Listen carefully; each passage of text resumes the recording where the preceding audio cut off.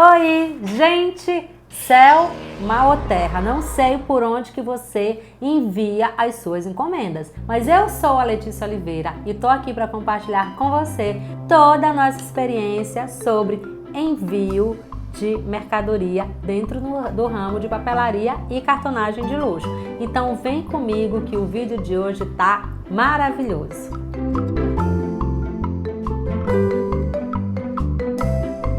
Vamos lá, pessoal!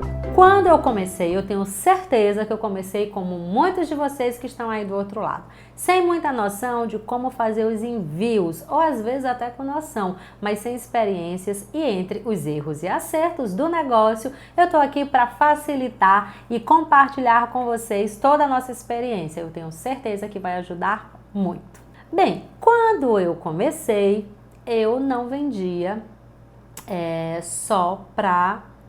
Aliás, eu não vendia nada, que negócio só, eu não vendia nada para fora.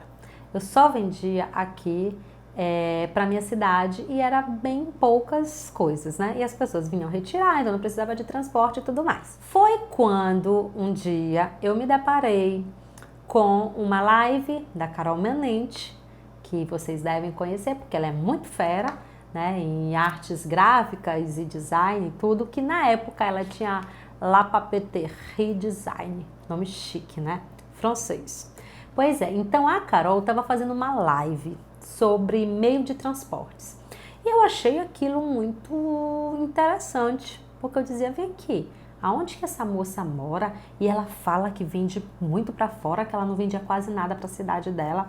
Só que aquilo ali era tipo um sonho meio que distante da minha realidade, né? Vendeu tanto que ela vendia e tanto que ela produzia as coisas maravilhosas, lindas e incríveis.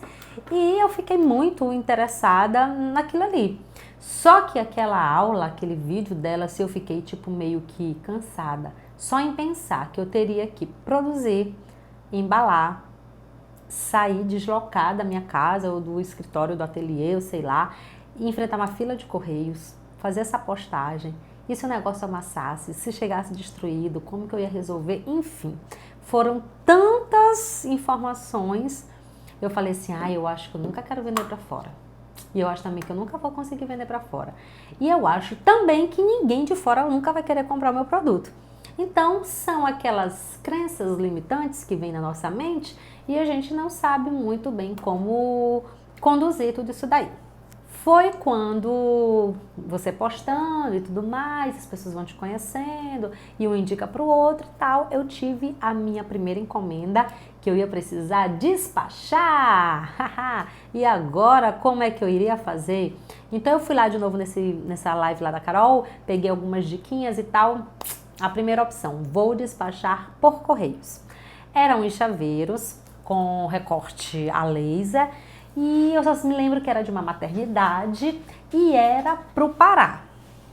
Não lembro a cidade. Não tive uma boa experiência com esse primeiro envio. Nessa época, a gente ainda podia enviar, né, pelos correios sem precisar de nota fiscal. A mercadoria nunca chegou. O carro dos correios foi simplesmente assaltado e levaram toda a mercadoria. A moça teve bebê, claro que ela entendeu que foi assaltado e tudo mais. E agora? O carro foi assaltado, a moça teve o bebê e não tinha a lembrança de maternidade que eram esses chaveiros. E eu tinha feito a encomenda e eu não tinha como, tipo, devolver o dinheiro da cliente, gente. E agora? O que fazer? Aí que veio, sabe, gente, eu vou te falar, informação ela é muito mais valiosa do que dinheiro. Porque com a informação você pode ganhar dinheiro e você pode, com a informação, evitar de perder dinheiro.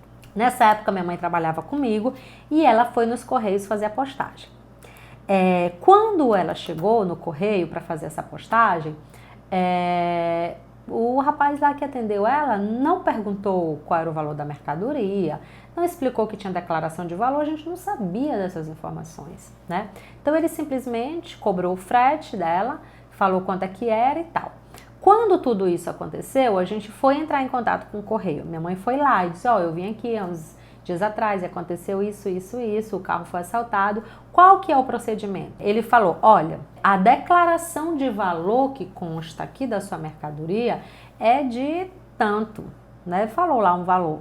Então, nós só podemos, tipo, devolver, eu acho que não era nem R$ 100 do valor da encomenda da cliente, né? Aí veio o primeiro impasse. Declaração de valor, o que é declaração de valor? Então, assim, tinha uma declaração de valor que não foi dado pela minha mãe, lá nos Correios, que a mercadoria custava X valor. E com isso, o Correio, ele mensura um valor de devolução em caso de perda, extravio, dano, enfim, sobre esse valor declarado.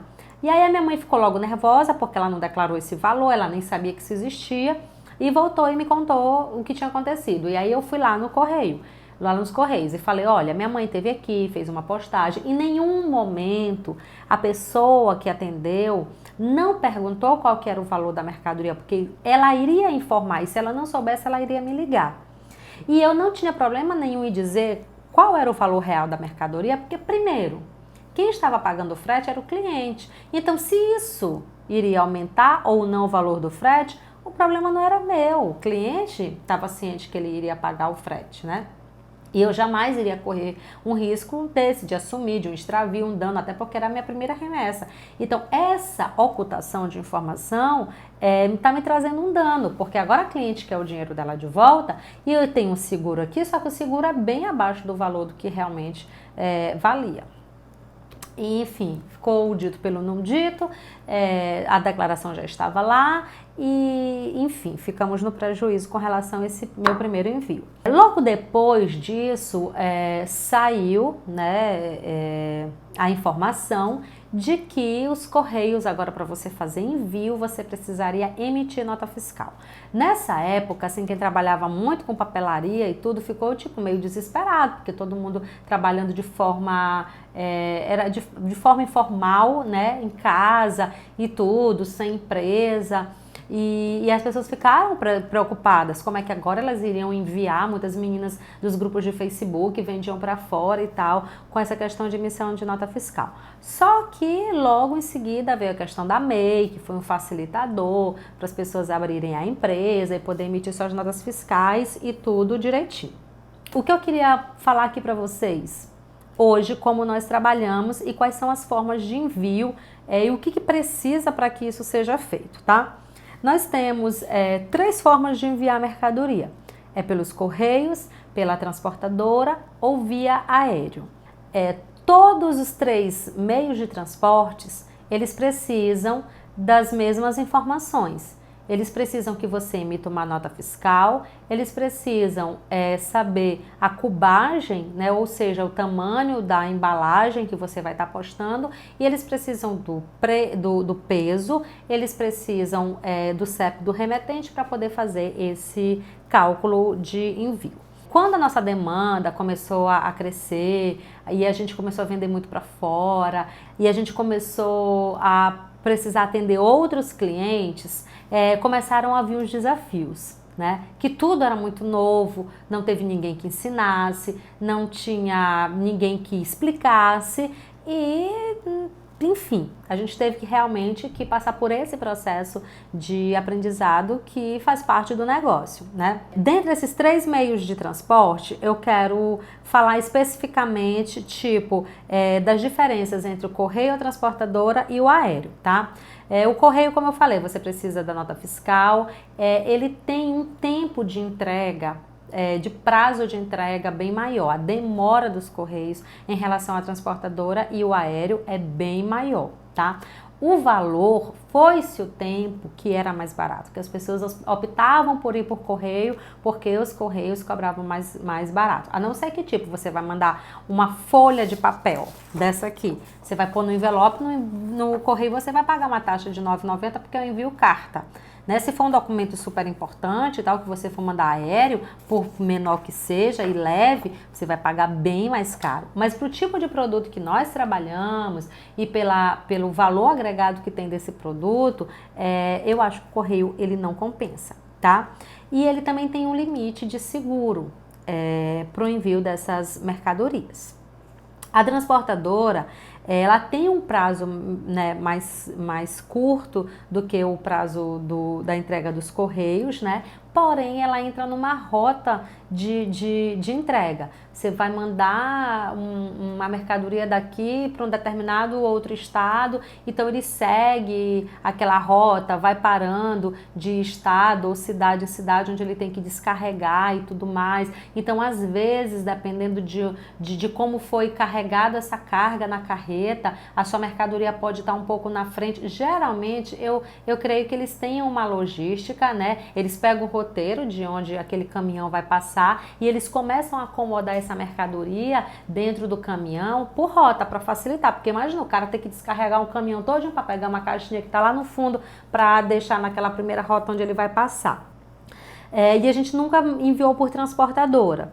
E a gente começou a trabalhar com o envio aéreo, porque nós vimos muitas vantagens no envio aéreo. Nós vamos começar pela rapidez. É muito rápido a entrega aérea.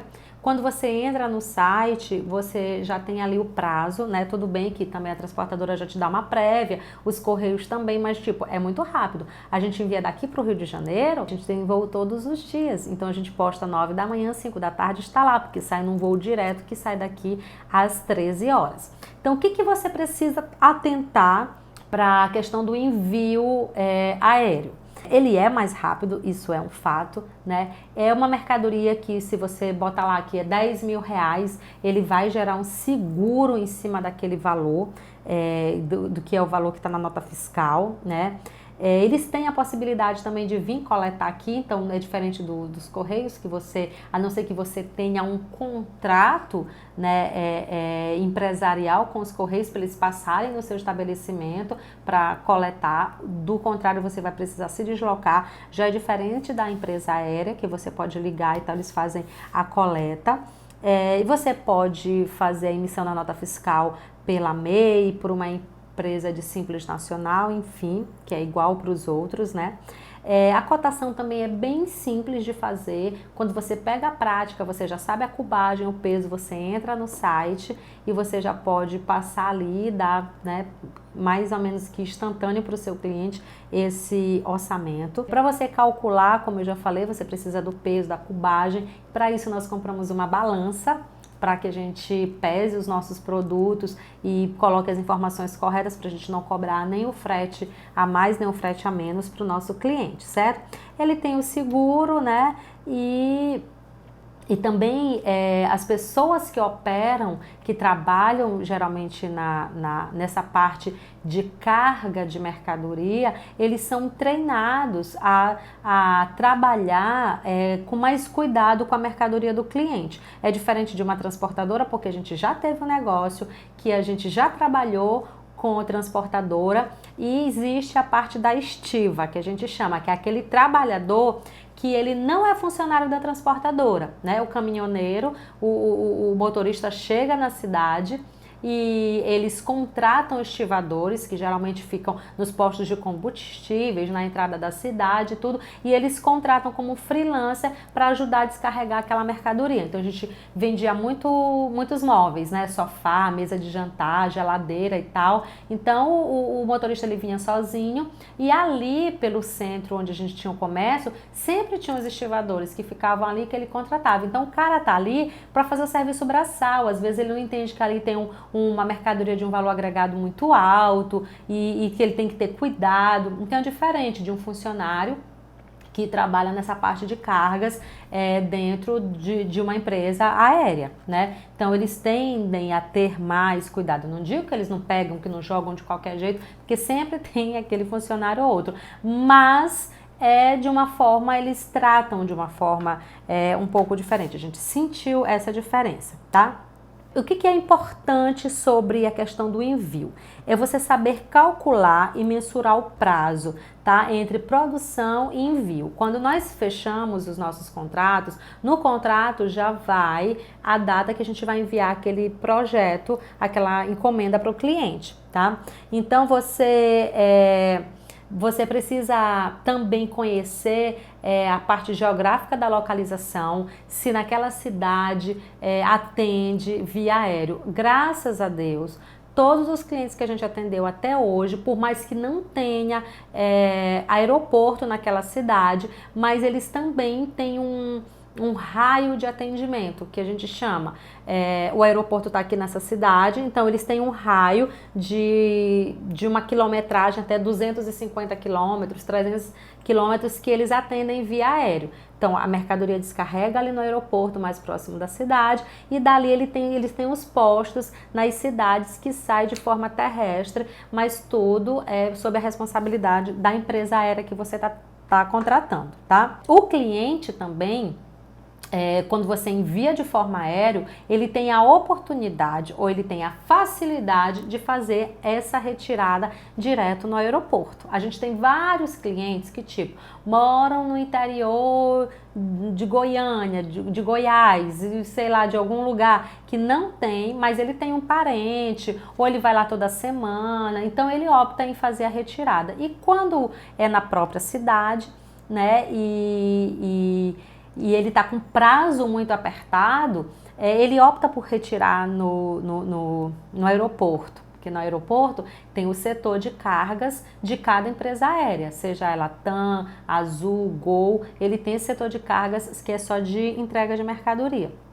Então, quando a cidade é muito grande, a empresa ela tem postos em bairros, por exemplo, São Paulo, outros lugares que a gente já mandou, às vezes eles destinam para loja mais próxima que atende aquela região. Por exemplo, quem mora ali ou quem trabalha na região 25 de março, tem uma loja específica da empresa aérea que atende aquela região, então eles separam por região. Certo? Aqui na nossa cidade, por exemplo, todas as lojas ficam lá na área do aeroporto, só que agora a Gol abriu uma base de atendimento que a gente pode fazer as postagens sem precisar ir lá no aeroporto, que fica num bairro bem colado aqui do nosso, então se a gente precisar resolver alguma coisa a gente pode ir lá. Isso é uma das vantagens também da pessoa retirar. Então, por exemplo, se eu tenho um cliente lá no Rio de Janeiro, eu sei que se eu postar no mesmo dia, ele entrar no próximo voo, o cliente pode estar retirando lá, tipo 18h30, já vai estar disponível.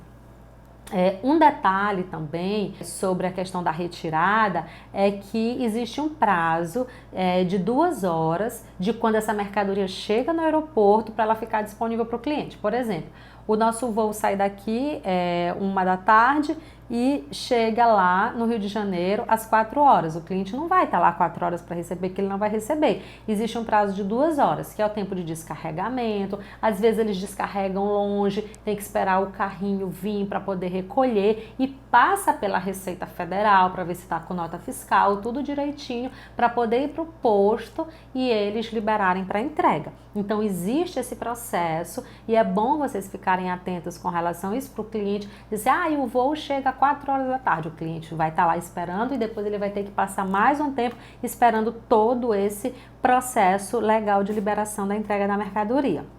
Certo? Hoje, as empresas que a gente mais utiliza para fazer o envio é a Azul e a Gol. A gente trabalha mais com a Azul por uma abrangência, né, de lugares para onde a gente vende que ele atinge.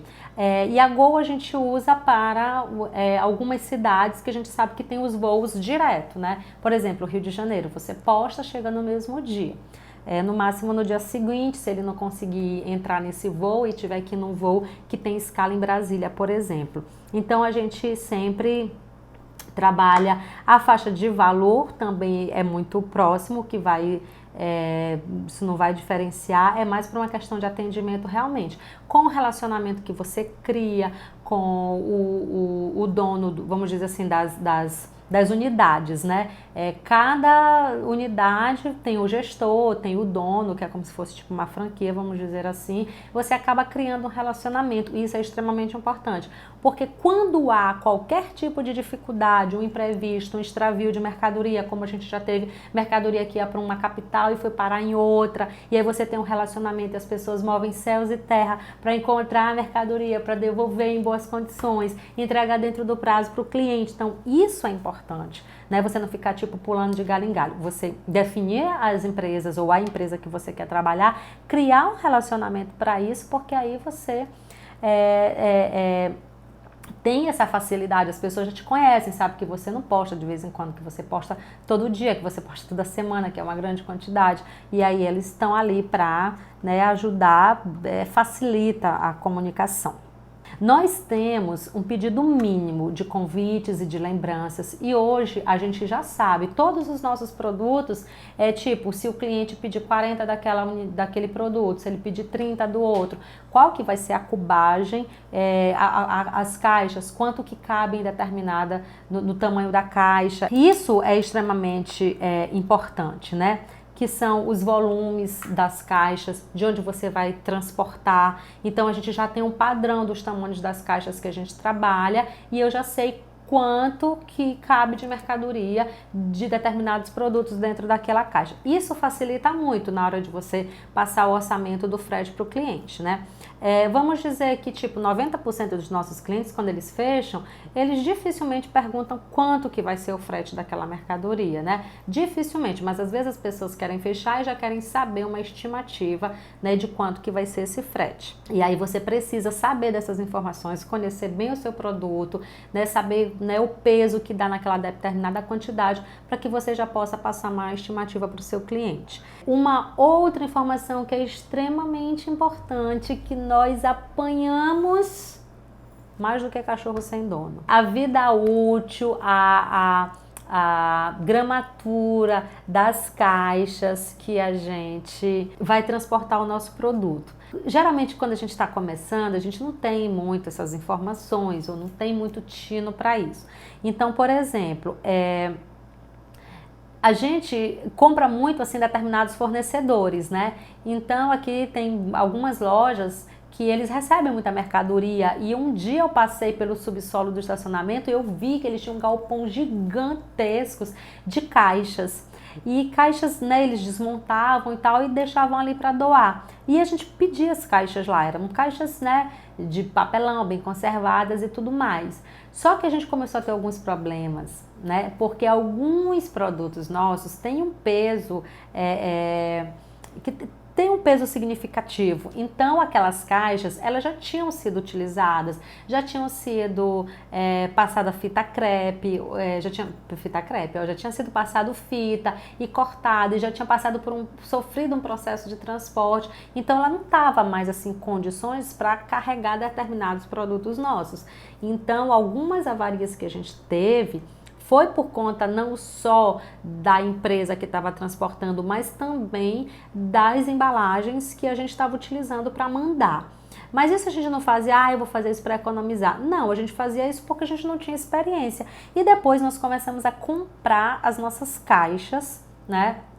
E as caixas numa gramatura maior, caixas novas e tudo, e a gente não teve mais problema com esse tipo por conta da embalagem. Porque se você pegar uma caixa que já, por exemplo, essa loja vende muito brinquedo, né? Então o cantinho já vinha um pouquinho rasgado, por mais que você passasse fita, o papelão já estava assim um pouquinho mole, porque já tinha carregado, suportado muito peso. Então essa é uma dica muito importante.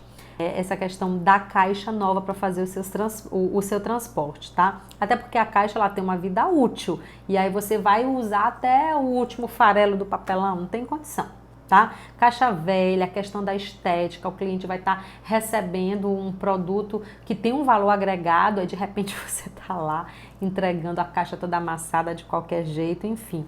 E se você puder, e a gente ainda não está fazendo isso, mas a gente tem no nosso projeto agora para 2020 fazer as nossas caixas de envio personalizadas, tá? Isso é uma coisa que a gente já vem estudando, já tem 1 ano e meio mais ou menos que a gente faz pesquisa, como é que funciona, tudo direitinho, porque é um investimento, mas é um sonho também. E pode parecer tão simples, uma simples caixa de papelão, mas faz toda a diferença. Sempre deixa claro, no nosso contrato já vai dizendo isso, que o preço, o valor do frete, ele é o cliente quem paga, né? E ele também, a gente deixa sempre claro para o cliente que o frete, ele não é um preço, ele é um valor.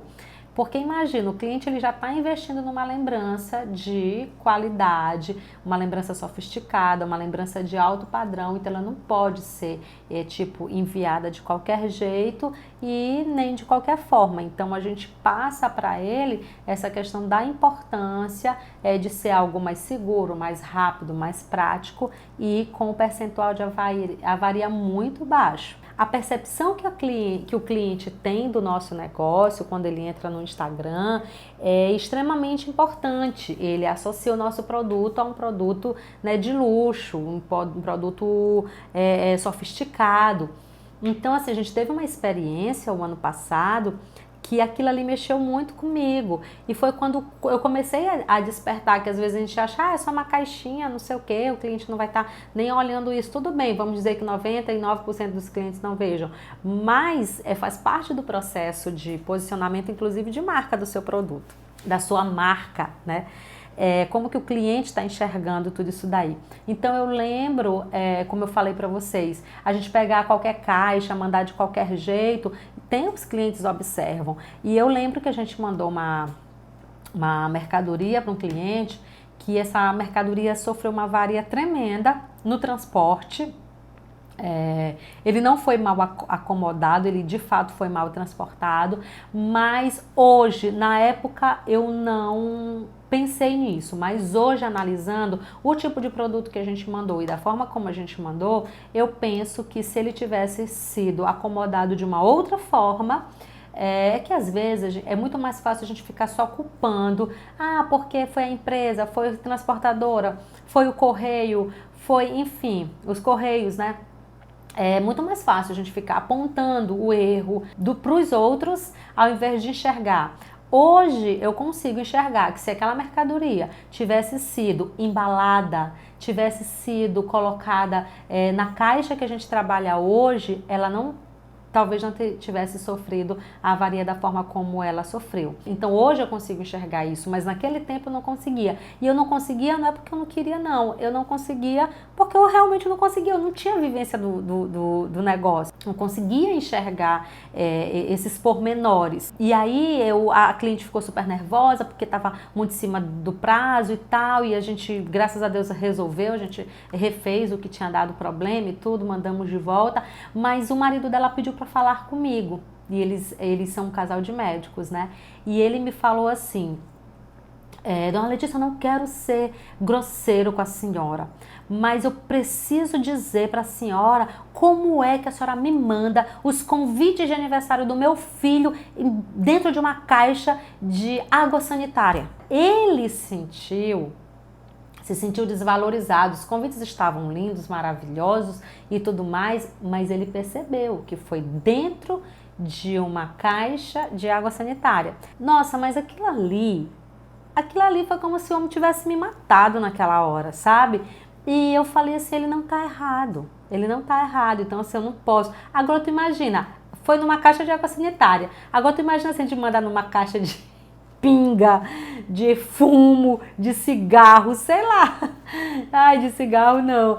É porque eu acho que ia ter o cheiro e tal. Mas assim, você imagina, o cliente, ele tá associando o nosso produto no produto de marca, no produto de luxo. Então, assim, isso faz sim diferença. E aquilo ficou gravado e foi um ponto da virada de chave para a gente tomar atitude de mudar, né? E mudar para melhor. E a gente teve uma redução estupenda de avaria, que é quase zero. Hoje a gente trabalha, envia acrílico, a gente envia muita coisa assim que é frágil e sempre eu fico com aquele receio, né? A gente coloca frágil, não pôr nada em cima, até o posicionamento de como a gente coloca. Isso a gente foi aprendendo, a gente tudo na prática, tá? Pro acrílico não trincar, não quebrar, não arranhar, como a gente posiciona dentro, os espaços vagos que fica, com o que a gente vai preencher, então a gente tem muito cuidado. Porque a gente não quer, embora tenha um seguro que cubra, só o retrabalho, a chateação do cliente, enfim, a gente pode evitar muita dor de cabeça usando a embalagem correta. Sobre envio internacional, tá? Eu pontuei algumas coisas aqui, porque a gente passou Todos os vídeos que a gente tem gravado é baseado nas nossas experiências, são fatos reais. Então fica muito mais fácil quando você vive um negócio no dia a dia do que eu chegar aqui sem ter aquela vivência e dizer o que eu acho, porque eu li em um lugar, porque aconteceu com fulano de tal, tudo aqui acontece com a gente mesmo, né? Então assim, envio internacional, tá? Endereço correto, tem que ter muita atenção, porque a gente está acostumado com os endereços aqui do Brasil, são endereços grandes, longos, né? Os endereços internacionais a gente sempre envia para fora do país, então eles são endereços bem enxutos e você também pode fazer o envio através das empresas aéreas, que inclusive a gente fez um envio recentemente para os Estados Unidos e a gente mandou pela empresa aérea. Endereço sempre confirma com o cliente.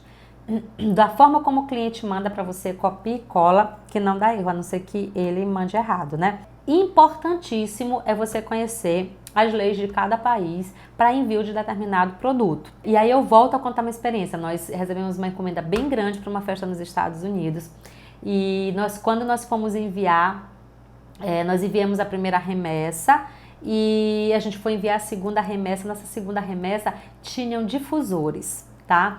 E como continha líquido e era uma viagem internacional, a gente precisava mandar, discriminar todo o conteúdo de cada produto que tinha ali.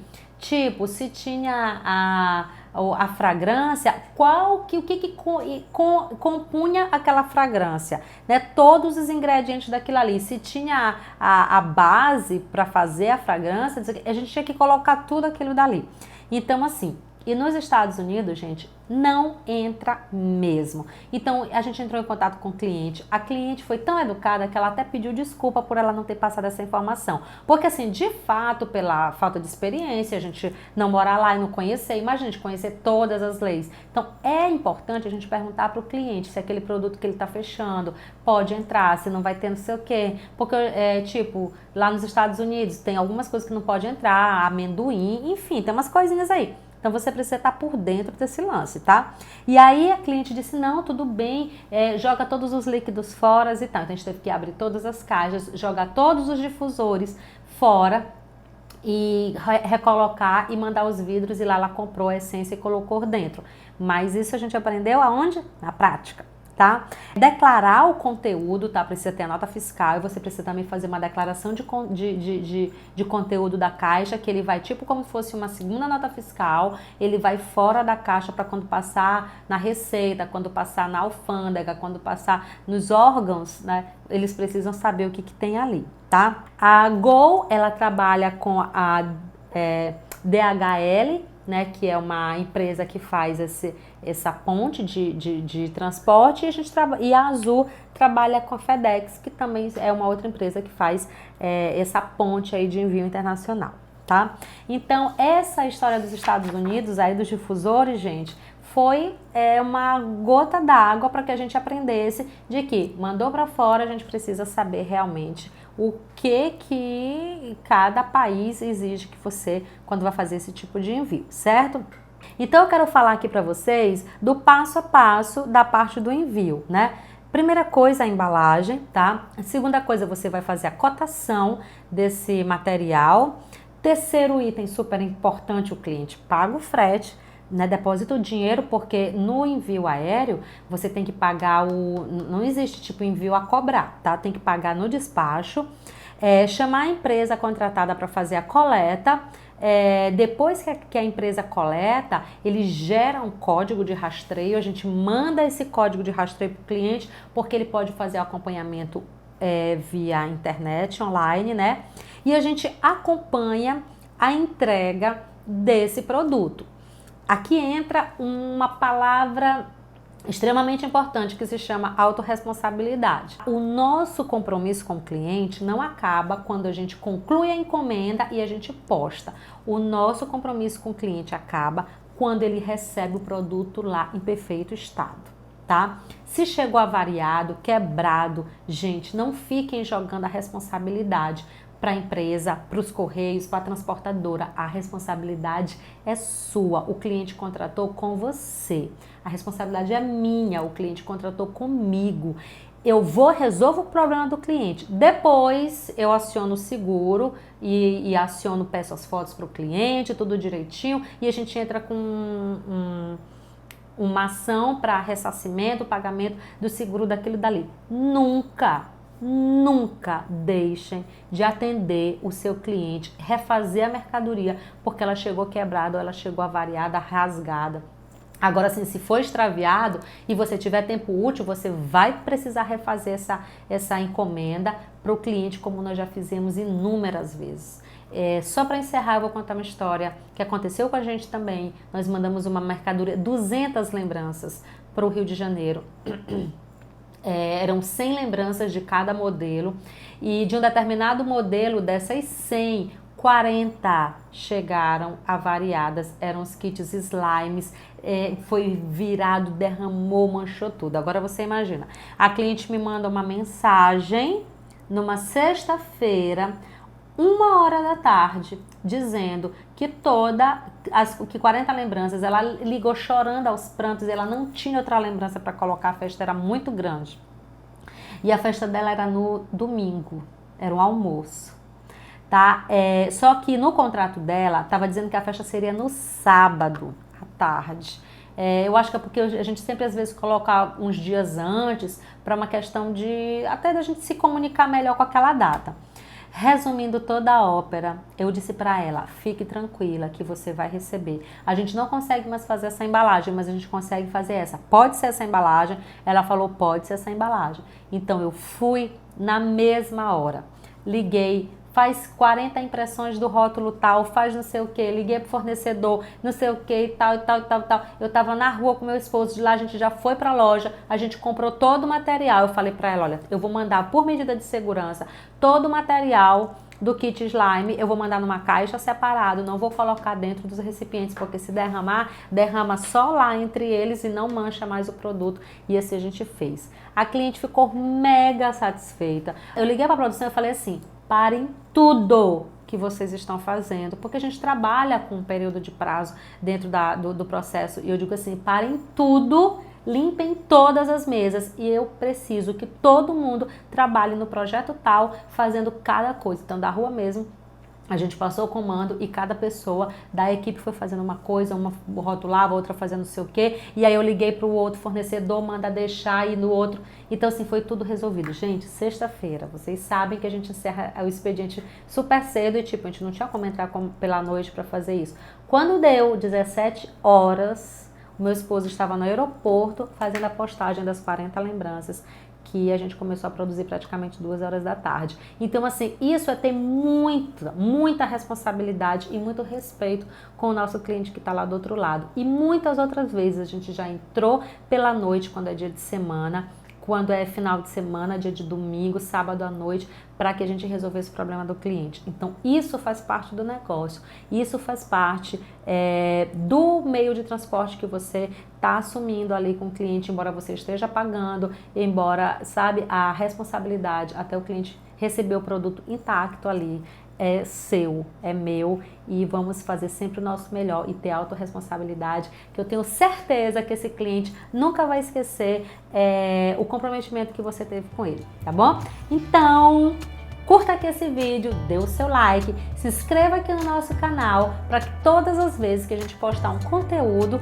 relevante, você vai ser logo avisado e você não vai ficar de fora de todas as nossas novidades, tá bom? Então, o próximo vídeo que vai sair vai ser sobre contratação.